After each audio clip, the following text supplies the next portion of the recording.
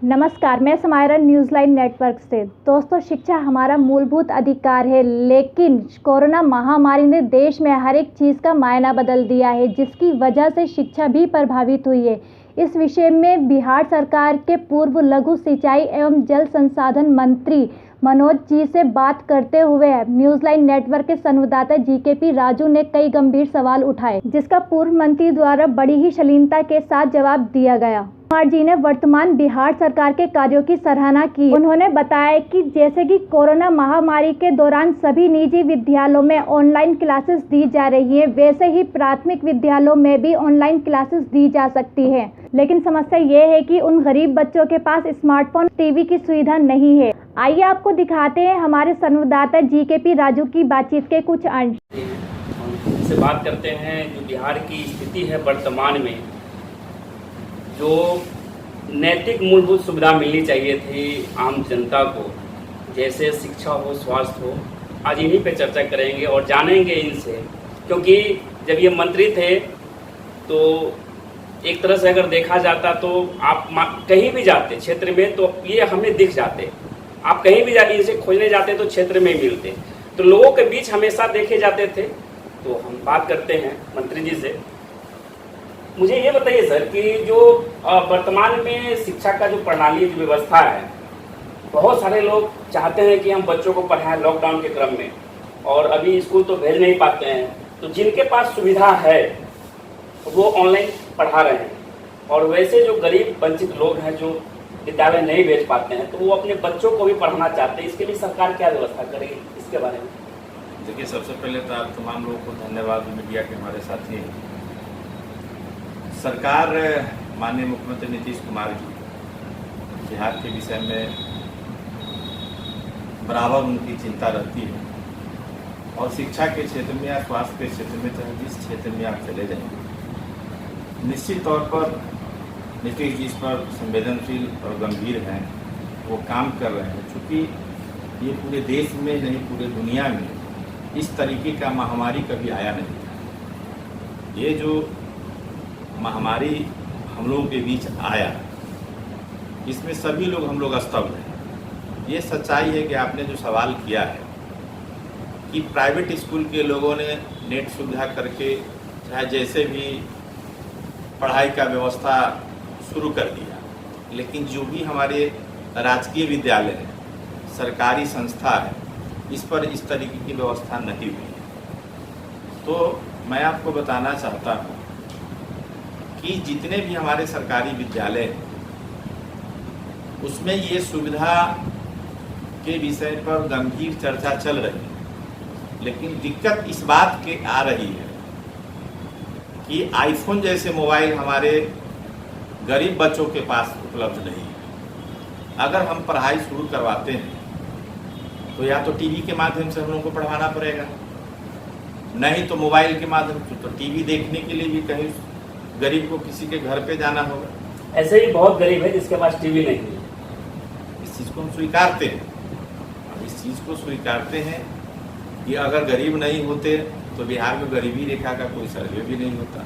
निश्चित तौर पर हमारे बिहार में गरीबताई है, इस चीज़ को हम लोग स्वीकारते हैं। लेकिन इसके लिए स्कूल में तो नहीं, क्योंकि स्कूल में तो पढ़ाई होता तो बच्चे सभी स्कूल में जाके शिक्षा ग्रहण कर लेते, लेकिन सरकार इसके लिए कुछ व्यवस्था करेगी, और हम लोग भी आपके माध्यम से और मुख्यमंत्री जी से मिलकर बात कर निश्चित तौर पर कोई समस्या का समाधान हम लोग निकलवाएंगे। एक प्रश्न और है कि स्वास्थ्य विभाग की हम बात करते हैं, जैसे पूर्व में भी हमने बहुत सारा खबर चलाया है, जब बड़ी अस्पताल में जाते हैं, उप स्वास्थ्य केंद्र पे जाते हैं, स्वास्थ्य केंद्र पे जाते हैं, तो देखते हैं वहाँ डॉक्टर की कमी रहती है। डॉक्टर की कमी के साथ साथ वहाँ जो प्रसव के दौरान बहुत सारी महिलाएं को जो मौतें हो जाती है। तो अभी तो इस देखा जाए तो इस वर्ष में कमी है, जहाँ तक थोड़ा सा डॉक्टर लोग स्टैंड मोड में हैं। फिर भी हम ये जानना चाहते हैं कि जो निर्माण हो रखी है स्वास्थ्य केंद्र का, उसमें क्या मूलभूत सुविधा सही से मिल पाएगी? देखिए, निश्चित तौर पर मिल जाएगी। सरकार हमारी संकल्पित है, हम लोग के मुख्यमंत्री संकल्पित हैं कि स्वास्थ्य और शिक्षा के क्षेत्र में और बिहार के विकास के क्षेत्र में हम विकास करेंगे। और स्वास्थ्य के क्षेत्र में भी बहुत काम हुआ है, लेकिन इसमें जागरूकता की आवश्यकता है। क्योंकि हमारे डॉक्टर, हमारे नर्सेज, हमारे कंपाउंडर, ये सब लोग मेहनत करते हैं, काम करते हैं, लेकिन एक मानसिकता हम ग्रामीणों में जो बना हुआ है कि ये सरकारी अस्पताल है, सरकारी अस्पताल में सरकारी जैसा ही इलाज होगा, इसके चलते बहुत लोग देर से पहुंचते, जिसके चलते प्रसव के चलते, चाहे जिस कारण से आशा भी हमारे पंचायत में होते हैं, हर वार्ड के आशा करता है, जिसको सरकार अपने स्तर से उनको कुछ मानदेय के रूप में रखकर जागरूक करने के लिए भी रखे हुए हैं। उनको जो प्रेगनेंटी जो रहता है उनको हॉस्पिटल तक पहुंचाने के लिए रखे हैं, लेकिन कुछ समय लग जाने के कारण वो नहीं पहुंच पाते, जिसके चलते हाय तौबा मच जाता है। लेकिन सरकार इसकी व्यवस्था कर चुकी है, सदर अस्पताल हो या मेडिकल कॉलेज हो, चाहे पीएससी हो, चाहे एडिशनल पीएससी। जैसे आपने कहा कि सरकार व्यवस्था कर रखी है, मैं मानता हूँ। इसमें एक चीज़ देखा गया है कि अभी जो चमकी बुखार का क्रम चलता है, ये आपको जून माह से, तो इसमें तो काफ़ी सजगता के साथ डॉक्टर हैं और इस बार अभियान भी तेजी से चलाया जाता है। लेकिन मैं मुजफ्फरपुर, वैशाली, कई जगहों पे, कई स्वास्थ्य केंद्र पे घुमा हुआ देखा हूँ कि जैसे डॉक्टर कहते हैं कि यहाँ हमारी संख्या कम है, तो क्या इस पर सरकार की आप नज़दीकी हैं इसलिए पूछते हैं? चमकी बुखार की जी, ये कमी जो है डॉक्टरों की पूर्ति हो पाएगी? देखिए, उसमें भी प्रचार प्रसार की आवश्यकता है। उसमें हमारे डॉक्टर मेडिकल कॉलेज में आपने ही देखा है कि मुख्यमंत्री अभी कुछ ही दिन पहले कितने वेंटिलेटर और कितना बड़ा हॉस्पिटल बच्चों के लिए उद्घाटन किए हैं। उसमें बेहतर इलाज भी हो रहा है। चूँकि प्रचार तंत्र उनको पंचायत के माध्यम से मुखिया जी हो, चाहे हमारे सरकारी कोई लोग हों, उनके माध्यम से प्रचार प्रसार में कमी होने के कारण जागरूकता नहीं हो पा रहा है, जिसके चलते हॉस्पिटल तक लोग पेशेंट लेके नहीं आ रहा है। नहीं तो डॉक्टर जहाँ पीएससी में है, पीएससी में पर्सनल एड उनको जो देना पड़ता है वो दे देते हैं। इसके बाद उनको जो बताया जाता है कि इसका इलाज मेडिकल कॉलेज में होगा, सदर अस्पताल में होगा, मुख्य रूप से तो मेडिकल कॉलेज में इसका इलाज हो रहा है, तो वहाँ जा नहीं पाते, जिसके चलते कैजुअलिटी होती है, मर जाते हैं।